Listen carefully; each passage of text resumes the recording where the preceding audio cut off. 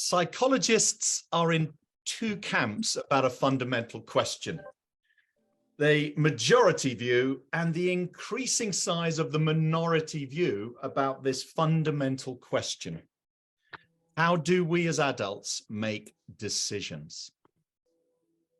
And the fundamental question is, what percentage of the decisions we make are primarily emotional? Primarily emotional. And that means we then post-rationalize logically, right? After the emotion is the primary way we make decisions. So I'd love you to tell me what you think about that in chat, please. What percentage of the decisions we make are primarily emotional? So I'd love you to use chat and to say what percentage you believe of the decisions we make are primarily emotional.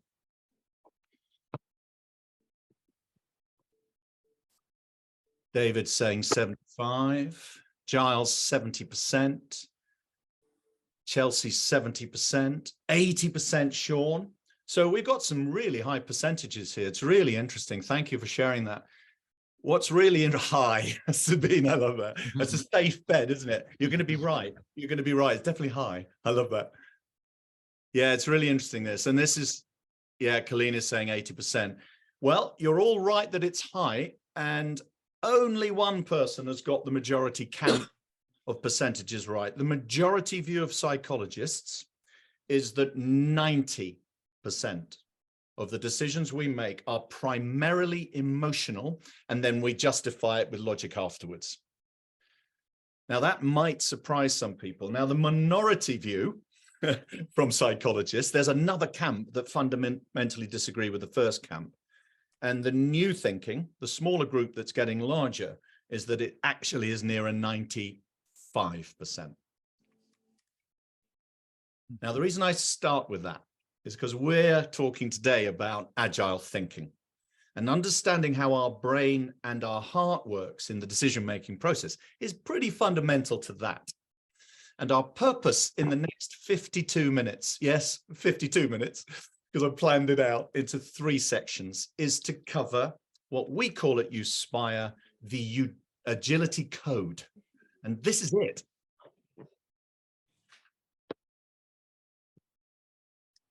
How do you make better decisions, smarter, faster, kinder? And we've got some tips. We've also got some guests who are going to share their journeys, their stories about agile leadership and decision making. And I'm delighted that Tom Redman is here. Tom runs Big Bus in London. It is a tourist-based business, hospitality business. And you can imagine over the last couple of years with the pandemic, that has been a challenging place to be in terms of leader and agile decisions. So Tom, we're going to be coming to you a little bit later and asking you, how did you do it and how do you do it? Not least because Big Bus in London and across the world is doing really, really well, despite all of the things that might have stopped you being successful. So Tom is one of my guests, and I'm delighted you're here, Tom. Thank you. And we're being joined later by Bep Dhaliwal, and Bep runs her own business called Thrive 365, and she is a resilience coach. And so when we talk about kinder as part of the Agility Code, I'd love to get Bep's perspective on kindness as part of your decision-making and your action. So to start off with, I'm going to tell you a story. I'm sitting, you can see it, in a nice big red chair. So that's a storytelling chair. So I'm going to tell you a story about a leader who was agile. And it goes like this. Beginning of this month, so March 2023, I was in Geneva and I was a speaker at a big conference, and a conference with people who'd flown in from all over the world, different disciplines, different nations, different cultures. And I was talking about leadership. And I said, I've got top tips for leaders who need to make big decisions, who might be struggling with those big decisions. And I said, I've got 3 top tips, and they are: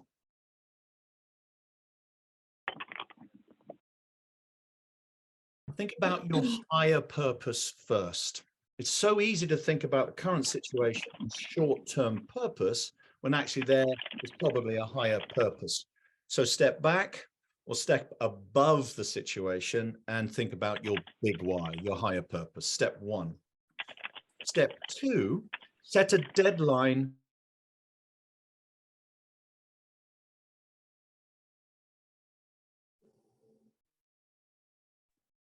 Deadline for completion. So I don't know how long I went on mute there, Chris. Do you know?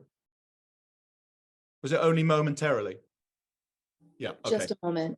Just a moment. I don't know what happened there. I saw it come up on mute. I thought, that's not good. Thanks for sharing that, everybody. So just to repeat, 3 steps, the big why first. Deadline is by when are you going to complete the decision, not just make it. All right. And the last element is make the first step, right? Get on with it, basically. So that was my speech. That was the theme of my speech. I told a few stories around it, and I hoped it motivated people. That was it. Now, what was wonderful and rather rare as a speaker at a conference, we had the chance in the evening to meet the audience. And we did so in what was called a world cafe. So the speakers were on pods. And people could come up and ask more questions and, frankly, give feedback as well, which is rather magical as a presenter. And this one gentleman came up to me from Italy, and he said, loved your speech. And I said, well, that's nice. Thanks for the feedback. And he said, no, I've done it. I said, what do you mean you've done it? He said, no, I've done it. I've done everything you said. I said, wow, that's quick. that's really quick. Tell me a bit more about what you've done. And he said, well, I've been dithering about a big decision for a long time, and frankly, too long. And it's because there are a lot of stakeholders and I'm listening to too many voices and I've got too much information. So I've been dithering, and your speech made me think, come on, get on with it. So we've organized a conference. It's ready to go. It's happening. And I'm thrilled. And I said, tell me more. He said, well, it's happening this month. And what I did straight after your speech, there was a coffee break. As it happens, one other member of the audience was a key stakeholder in this conference. I grabbed them. I bought them a coffee. And I said, we're going for it. We're going for it this month. I need to know a date from you in March that suits you, and we're going to make it happen. And she said, well, actually, my diary's pretty full. I've only got one date. It's March the 28th. And he said, right, it's in the diary. Leave it with me. I said, that's amazing. That's pretty quick. Well done. I said, tell me a bit more about the conference. And he said, well, it's a major international event. We need to get people from all over the world to come to it, mainly in Europe, but actually Middle East as well, and Africa. Yeah, mainly it's global. I said, okay. And he said, at lunchtime, I got in touch with a couple of conference centers and I booked it. So I've done what you said to do, booked the conference, set a date, it's happening. I said, wow, that's good for you. Amazing. Can I share a concern? He said, sure. I said, here's my concern. I run events in not perhaps as big as the one you're talking about, but I run events where I'm asking people to travel in and we have to set dates. It's nigh on impossible to get dates in people's diaries and get a full turnout at the moment. I mean, you guys may well find the same. I said, so making a major event happen in the same months, I can't imagine you're going to get a big turnout. And he said, oh, well, I have got a big turnout. Hold on a second. Hold on. When did you send the invite to the conference you've only just set for the end of the same month in which you're setting it? He said, about 3:30 this afternoon. I looked at my watch. I said, well, it's coming up to 7 o'clock now. So in 3.5 hours, how many people have actually registered for this conference? Using chat, just to get engagement from my audience, using chat, how many people had registered, do you think, for that conference? I've given you a decent amount of information. How many people do you think registered for this conference? Yeah, you're very much where I thought. 20, 30, yeah, 20 or 30, 40, 50. Yeah. Natalie's closest. Amir said 340.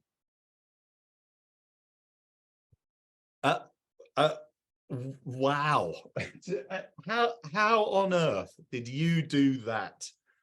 And he said, well, I've got a really good network. I said, tell me about it. He said, but the key is with conferences is the speakers. And I know that there's a speaker that this particular theme is, he's the world renowned expert. If I could get him, it would bring people. And I rang him This afternoon, he said yes.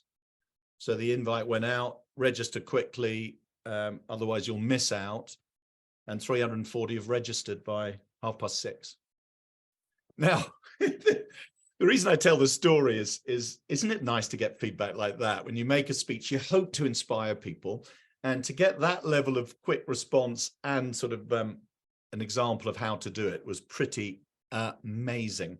I wanted to share it with you because he said to me that one of the things that he had to do was completely reframe his thinking about it. He was thinking, this is big, this is complex, this is difficult, this probably won't happen until June. That was his thought process. And he said, I just changed my mind. I changed my whole thought process about this event and said, it's too important to wait, get on with it and use your experience as a pretty experienced leader to make it happen, right? So I'm hoping that in this session, we inspire you as a leader. And you all lead in many different ways. There's a lot of faces I recognize. I'm thrilled you're here. You all lead in very different ways, but these are 3 questions we will be asking you in this session. I'll come back to them as well. These are the 3 questions I'm going to be asking you to ask yourself. What big decision do you need to make smarter, faster, and kinder? How do you need to reinvent yourself? A little bit like Amir from my story, total reinvention of what he thought and then how he did things. And then how can you enact that decision even kinder? And we'll talk more about kindness when Bep joins us later on. So I'm going to come back to those questions. To start with, I'm going to come to Tom Redman. Let me tell you just a little bit about Big Bus and then Tom, bring it to life for us. I have the privilege of working with Big Bus now for nearly 10 years. And Big Bus works in major cities around the world. I'm in Dublin, and this afternoon I'm going on the Big Bus tour of Dublin. Fabulous experience to be on a Big Bus guided tours, amazing.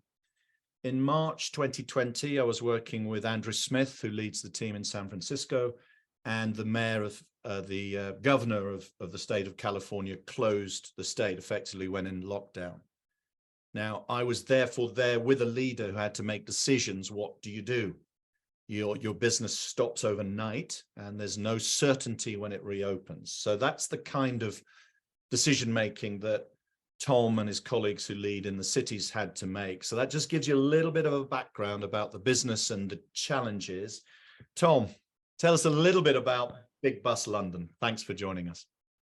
Thanks, Mark. Yeah, Big Bus London, we're probably very familiar to many people who come to London. If you commute through London or if you come regularly for social visits, we're open top sightseeing buses. We are a business that has about 70 vehicles, and as you can imagine, extremely seasonal in its nature. With the summer being very, very busy and the winter period being not quite so busy, and obviously very weather dependent, which leads to a lot of very, very quick decision making that we need to do in order to manage the business both commercially and operationally to ensure that we're delivering the best product. But the business itself is very much one that's had to really remold and have this new lease of life almost from where it was back in March 2020, and thankfully all for the better, certainly up to now. So yeah, long may that continue.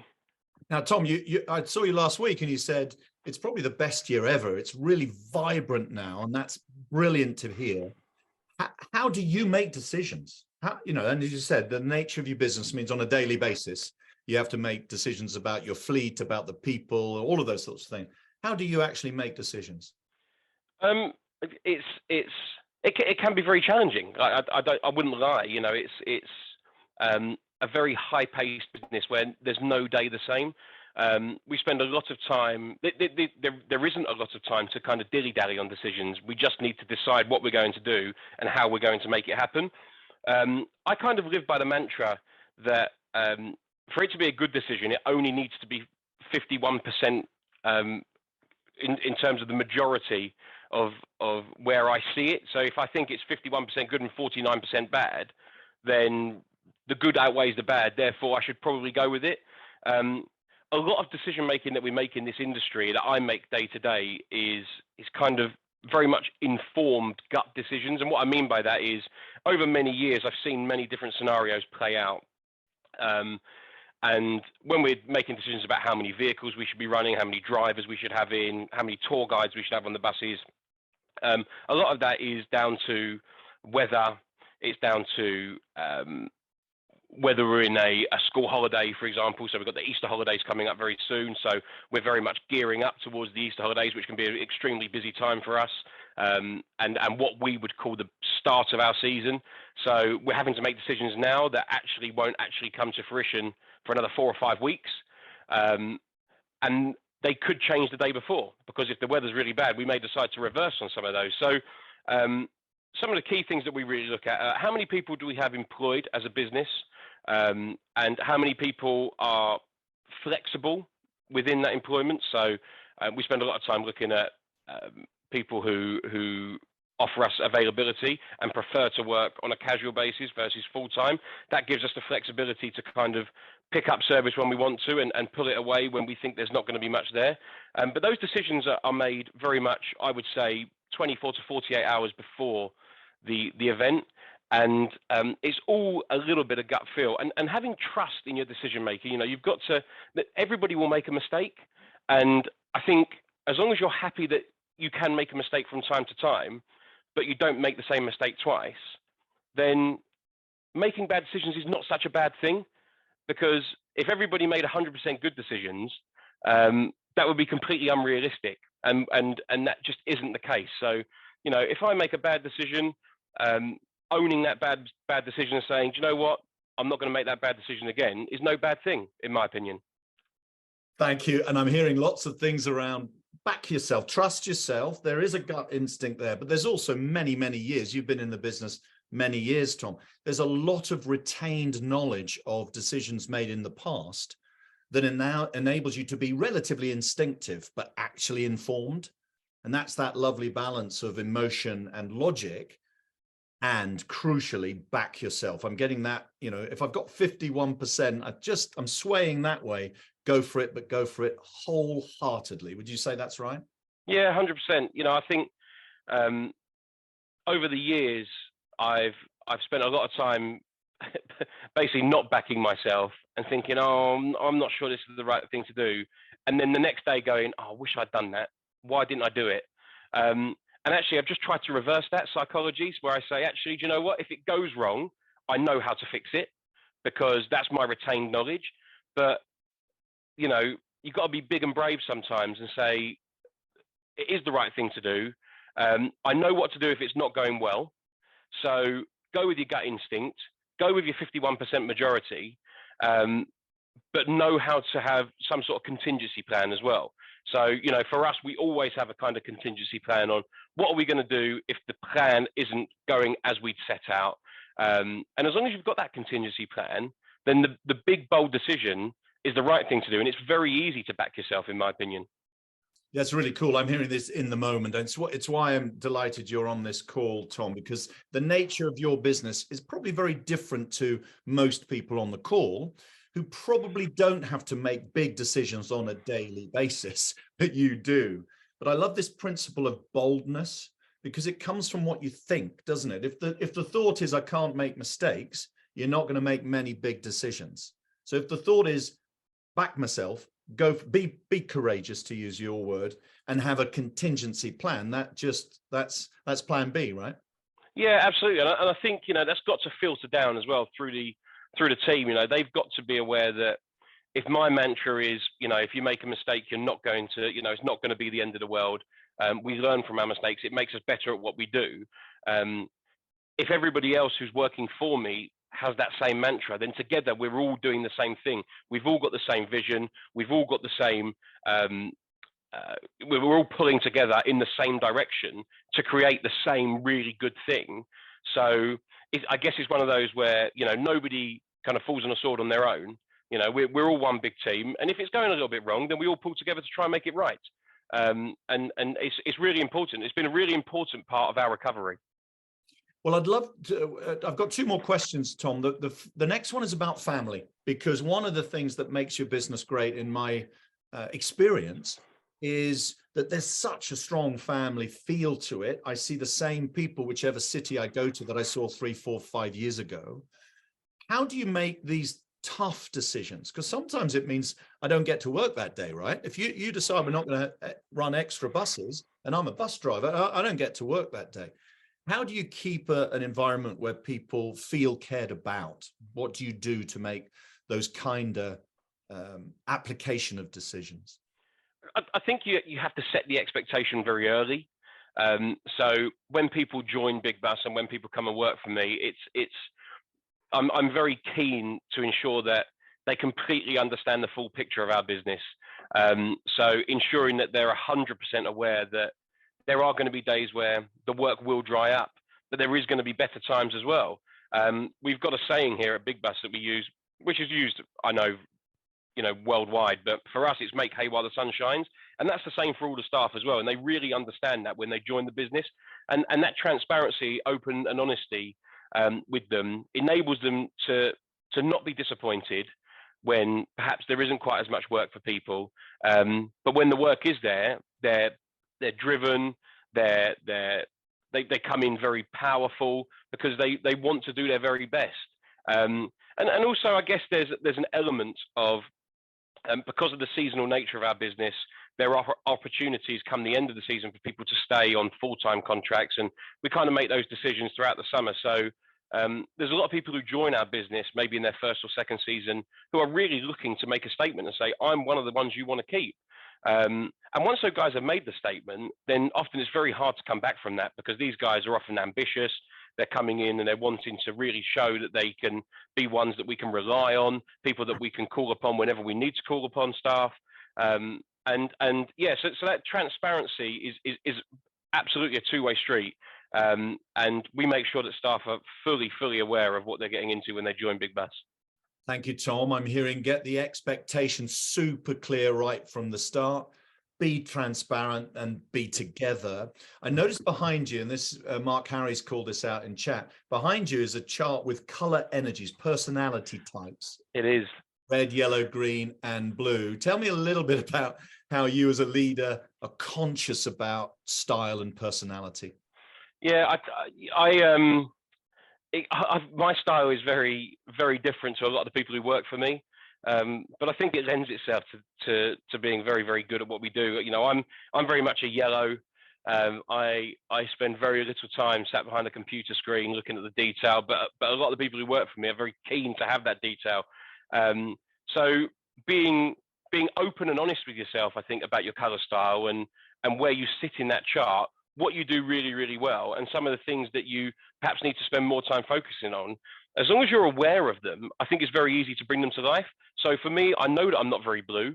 I know that I kind of lack the finer detail that some people really want. So I consciously have to tell myself, don't be so yellow. Let's bring yourself into the blue zone so that people can talk to you kind of as they would expect, for me to speak to them, rather than being perhaps at times a little bit blasé. But equally, we go through the color charts with every single person who joins this business, so they fully understand too where they sit and how I may be feeling about certain situations, so that when they come to me as a blue person, they can adapt their style as well. We actually go through the color chart probably once a year with every single member of staff. Every single member of staff gets to resit it, see if they've changed. Some people do change. Some people are very, very consistent. But I think it's important that we share the information of where we are. Again, adding to the transparency that I was just talking about. I think it's great for other people to know exactly what color style you are, and we're very vocal about that. And we want people to really understand that everybody's different, but it's okay. It's okay. It doesn't make you any worse at what you do, any better at what you do. We just need to understand that not everybody does everything in the same way. That's awesome, Tom. I'm going to play this back. For those who haven't come across color energies, color insights before, the yellow energy, Tom says that's his predominant characteristic. is about positivity. It's about big ideas. It's not about the detail. And blue energy is about analysis, data, structure, do things the correct way. And so they're very different energies. And why I loved you sharing that is to be kind as a leader. You adapt in your communication style to your audience. If you just stick to your own way and say it's my way or the highway, you won't take people with you as readily. And that's the key point. Tom, thank you very much for sharing so much of how you lead and how you make decisions. I love that. Courageous, back yourself, and have a contingency plan. What I'm going to ask everyone, inspired by what we've just heard, is in your own particular situation, and we're all wonderfully different, what big decision, I'm going to give you 1 minute working on your own, everybody, what big decision do you think you can make even better as a result of what you've heard from Tom? Okay, so what big decision? What is the big decision you could make even better? And your brain will naturally start to think the how. But I'd love you each to think, I'm going to give you just 1 minute, have a think. What's the big decision that you need to make and could make even better? So I'll stop talking for 1 minute.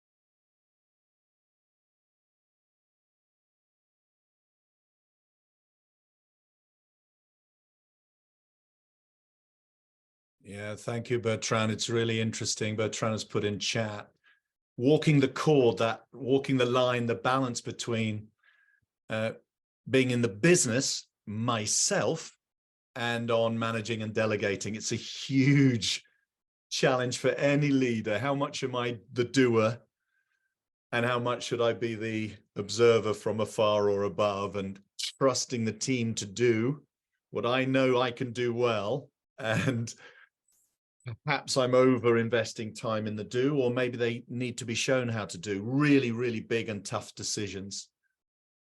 Yeah, it's interesting. Mark Harris is saying, trust my gut. The 51% plus will do. For those who have completeness wiring, who like to do things absolutely correctly, we are probably waiting for 80 or 90% verification before we go. And that limits the fastness and smartness of decisions for sure. Naomi is talking about a new job, and I have lots of decisions to make always in a new job. Change agent, absolutely, Naomi. Yeah, this is a hugely interesting one.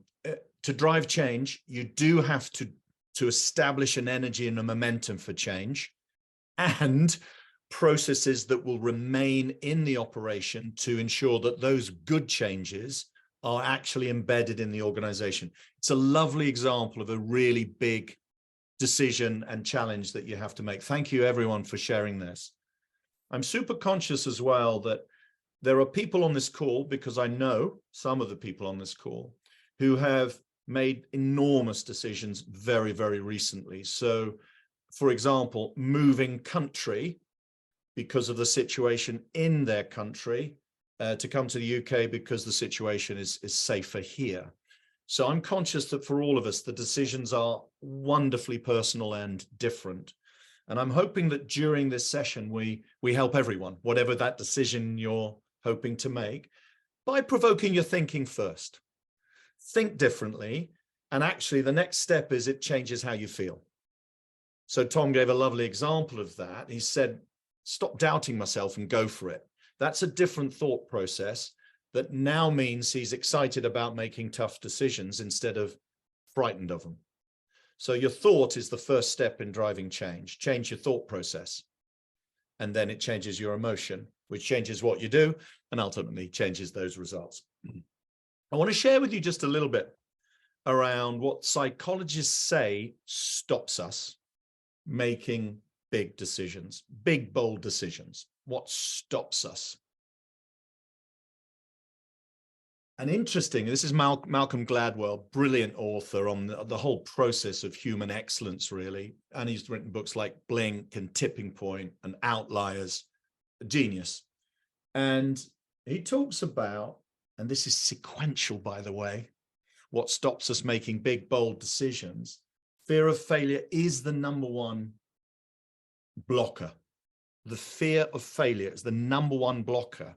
And it comes deep rooted from our childhood, where you go and get a result either at school or then when you get back home, which is imperfect. You know, I only got 8 out of 10. And society, parents, teachers say that's not good enough because it's not perfect. So it drives this essence of failure is pure pain. And I love the way you described it, Tom, because it's like, as long as you don't make the same mistake twice, it's a good thing because you learn from it, right? That's an attitude towards failure that embraces it and means that smart risk taking is worth it, right? So the second point is confidence, and they are related. Malcolm Gladwell says these are sequential. So that comes first, gets in the way the biggest.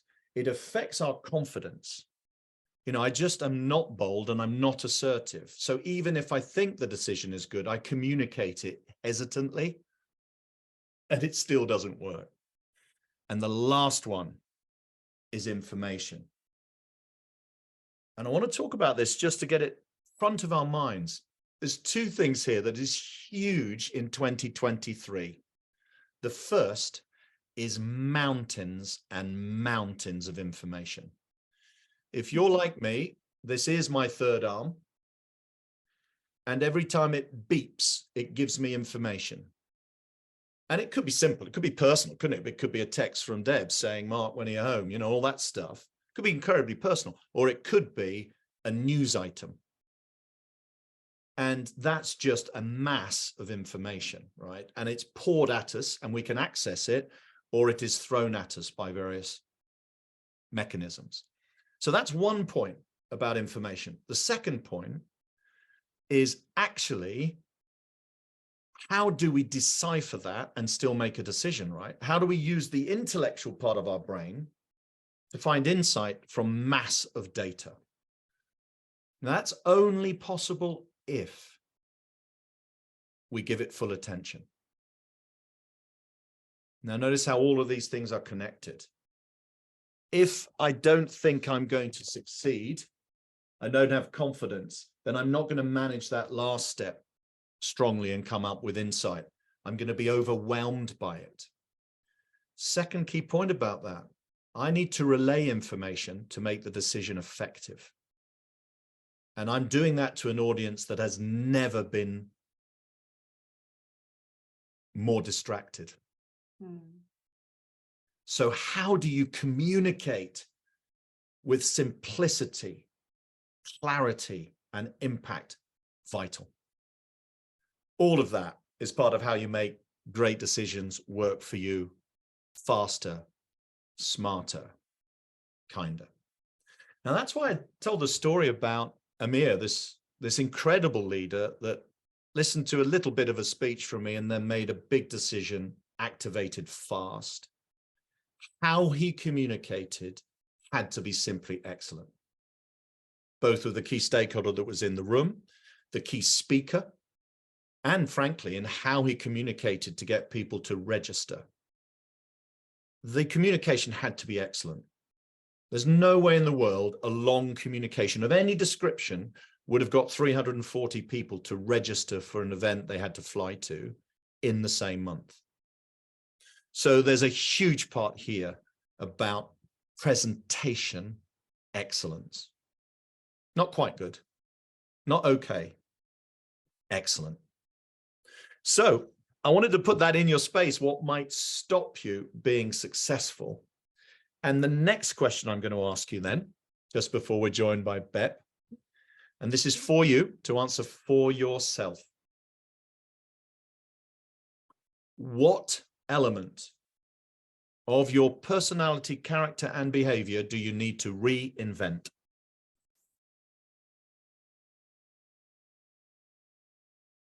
What's the reinvention? Is it about your mindset? Is it about your behaviors? Is it about your skill set? What do you have to reinvent? I'm going to give you 1 minute. I'm going to shut up. What are you going to reinvent?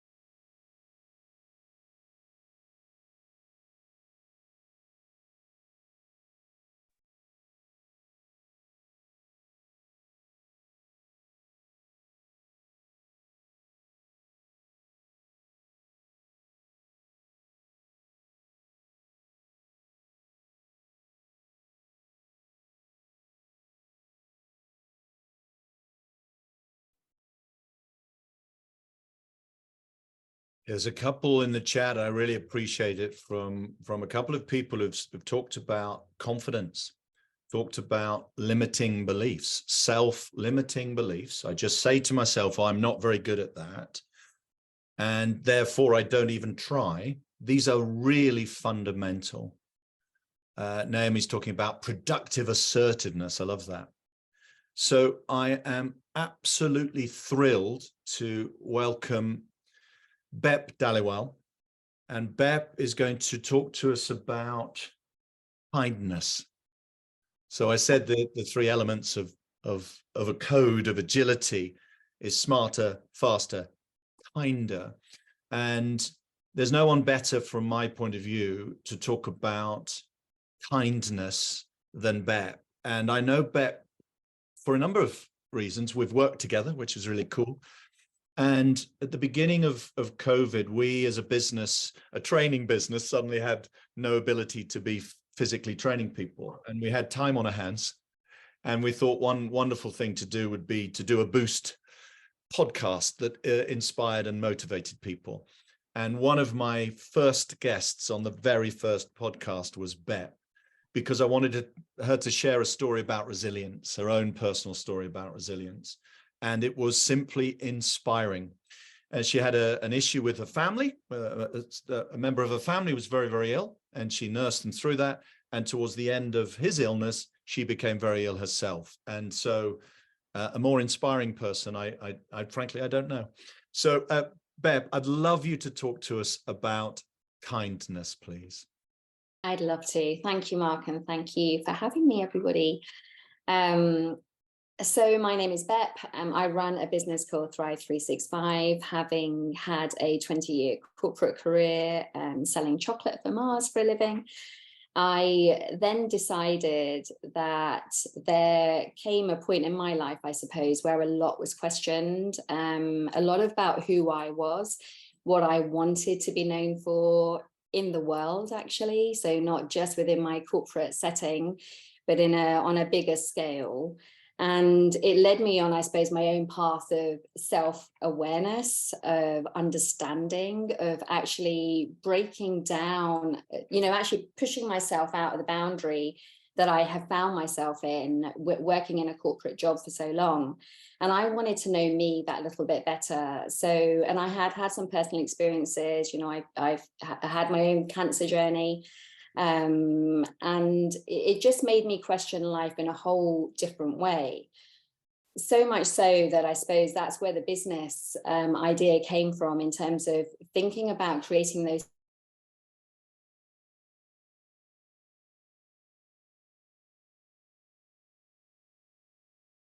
And sometimes these challenges that come completely left field knock us for six, and we really question who we are as a result of the experience, and who we are as we've come through the storm that we may have been through.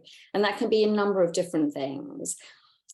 The one common denominator, I suppose, through a lot of my journey has been, and I've referenced it, this sense of self-awareness, but kindness as well to myself has led me to really understand what resilience means. So a lot of people will say I embody resilience because there's been a number of different knocks, and I still get up and I'm still smiling and I'm still going, but that does not mean that I am putting on a brave face and, you know, and just showing up because that's what the world expects me to do. I show up with a lot more vulnerability now. And when I'm talking about my cancer journey in particular, quite often I've done talks for Macmillan, for various organizations. I'm actually on the curriculum for oncology nurses at the moment in my local area to help them understand what it means to be a patient. And nearly every time I'll cry. And I don't make an apology for that, because I appreciate that I'm still actually processing a lot of what's happened. And I allow myself that level of kindness and that understanding that this still hurts. You know, a lot of us are going to experience things in life that still hurt. And when we think about kindness, and we have a basic human need to connect with other people, you know, that's fundamental, especially when we're working in teams. We want to feel like we belong. We want to feel like we're adding value. We want to feel like, you know, your voice matters, your contribution matters.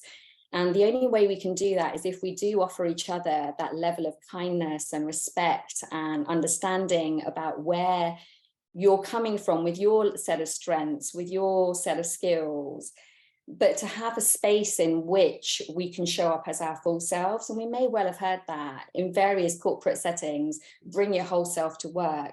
But what does that actually mean? And I think building on what Mark's just shared as well, that, you know, we fear failure so much, which means that we don't always show up with everything that we've got to share because we're scared of getting it wrong. Whereas if we worked in an environment where people were kind, where it was just a given that your contribution matters, and actually your left field thinking is going to bring a whole load of innovation to this project or to this team or, you know, to this dynamic, wouldn't that be amazing? And so kindness has been proven, you know, across loads of different studies, that if an organization, and definitely from the top, you know, we look to our leaders to demonstrate the way to be in an organization. And if we see our leaders demonstrating kindness by offering feedback, by offering input, by actually making time to hear somebody, to hear an idea from somebody, then that, you know, that has an impact on the culture within which we operate. And that culture has proven to demonstrate retention, you know, a lack of absenteeism. People want to show up to work every day, and innovation and creativity and collaboration all increases. And we know that there's been an impact, in particular due to, you know, COVID, lockdown, us working more remotely, that whereas before, if you'd have been in a team meeting or if you'd have delivered a presentation to the board or to whoever, somebody probably as you walked out of the room would have said, hey, good job, well done. That's not happening now when we have all of these meetings virtually. We haven't got the time to then give that little bit of extra feedback or that little bit of extra kindness that can make somebody then really capture the essence of what they've just done. And a big part of why I set up a business in the resilience space is because the definition of resilience that I work with is the meaning that we give the circumstances that we find ourselves in, but also the meaning that we give ourselves as a result of that experience or those circumstances. So knowing that someone's going to give me some feedback after I've delivered something helps me believe in me that little bit more, and it helps me show up, you know, with even more the next time, or to bring more to a new project. So there are lots of different elements to kindness, but if it is that fundamental human need that we have for connection, And we know that when we offer an act of kindness to somebody else, it actually makes us feel good. You know, it's one of the 5 ways to well-being. This sense of connection and, you know, being kind to other people makes us feel good. So for me, it's one of these traits that is a complete win-win in every single scenario. But how actively is it delivered? How actively is it demonstrated? How actively do we make it part of our everyday? And it doesn't have to obviously just be in a work context. You know, saying thank you for that cup of tea that your partner may have just made you, you know, helps build and foster that connection, you know, even in our home environment. And you know, and I know for me, kindness is very much part of one of my values, which is respect. And I really love understanding more about people and what drives them. And I think if we can take time to hear people, to listen to them, to understand them that much more and what drives them, you get so much more from that person. So I think there's a lot to it, but you know, if we can allow it to bring our whole self to work, then there is a lot more benefit. The whole business wins, you win. It makes coming to work every day a very different way of showing up, really. Beb, thank you. As I mentioned, you're so thought-provoking, actually, in terms of it being a mirror, right? You know, I am reflecting heavily and based on some of the things you said. I'd like to ask a question around you actually, the main point you said at the beginning was around kind of to ourselves first. Yeah. And then you said, then it's about showing up, right, for others. So I see a sequence which is clear to me. If we are naturally self-critical, so this is, and also maybe the imposter syndrome, there's a bit of my brain that says I've got to show up the way people expect me to show up, you know, whatever that is, you know, in control, never showing emotion, whatever that misconception is in my brain. How can we do that? How can we, how can I best describe it? Become more humble, more natural, show more humility if it isn't in our current DNA? What advice would you give? Really taking the time to recognize, and we have to change this shift in our mindset. And especially, I think this is quite demonstrative of the culture within which we might be operating anyway, either at work or at home or whatever, that we are often more critical and we want to do more or achieve more or feel like we want to, you know, give more of ourselves. But we have to really stop. And the first question is, but what have I given? What have I done well? And allowing ourselves to almost, you know, when I've done some coaching before with people, and I remember one of my clients saying to me, on her journey home every day, she takes the time in the car to think about the 3 things that she did really well today. We have to program that in a different way. Rather than thinking of all the things that we haven't achieved or things that we haven't done, we have to become very consciously able to reprogram that way of thinking. And to build on, you know, our strengths and that understanding, this self-awareness piece is really important. And I have become very particular now, and I do this a lot, is I check in with myself a good 4 or 5 times a day. You know, in the morning, what do I need? You know, is it that extra cup of coffee? Is it actually just a little bit of time out? Do I just need my brain to stop for a while before I bombard it with anything else? I'm very conscious of my morning routine, but I've had to learn all of that because I've had to extract the things that don't serve me to make space for the things that do. But that is very conscious. And the only way we can do that is if we start understanding when we're operating well and when we're not operating so well, what could we do that would help ourselves? Because nobody else is going to be able to wave that magic wand and say, hey, take the morning off or to do this. We have to be able to hear ourselves, see ourselves, and know ourselves and what our needs are and meet those needs. And we have to like ourselves. You know, like this whole self-trust builds with the only way I'm going to be the best version of myself is if I start finding all the great things about myself that I'm really passionate about sharing or understanding. So we have to bring that. I have the cheerleader and the critic in my head. My cheerleader, that volume is turned up a lot. You know, and that, you know, that doesn't mean I'm coming across as arrogant or thinking, oh my God, she's the biggest cheerleader of herself. But my critic's voice comes in when I need that extra push But the cheerleader's voice is the one I tune into more. Thank you. And this, I'm going to repeat it because the power is clear. Take time out to reflect, give yourself space to think and reflect, and be a cheerleader of yourself, so that where we have the doubting side of ourselves, the self-critical, the self-limiting, we don't deny it. Yeah. We just make the cheerleader speak more loudly to us and give ourselves space. The other thing you said that resonated with me was this idea of know when you are at your best and what it takes to get there, and then do that more, whether that's drink more water or sleep better, the fundamental things that mean you show up in the best light is key as well. Bep, what final piece of advice would you give that it's almost like your final thought, which may be a repetition of a previous thought, to inspire us to be kinder to ourselves? I would encourage everybody to give yourself, start small. If it's a minimum of 5 minutes a day that is just yours, please do not let anybody ever interrupt that 5 minutes. Give it to yourself, even just to sit with yourself and be with yourself and your thoughts, get to know yourself, and I promise you that time will slowly increase to 10 to 20, that becomes non-negotiable. But make sure that you factor that time in just to be with yourself. That's brilliant. Bep's business is called Thrive 365, which I think you've articulated brilliantly, Bep. And I do encourage anyone who has resonated with Bep's message, if you need help in terms of resilience and self-belief, I can't think of anyone better than Bep.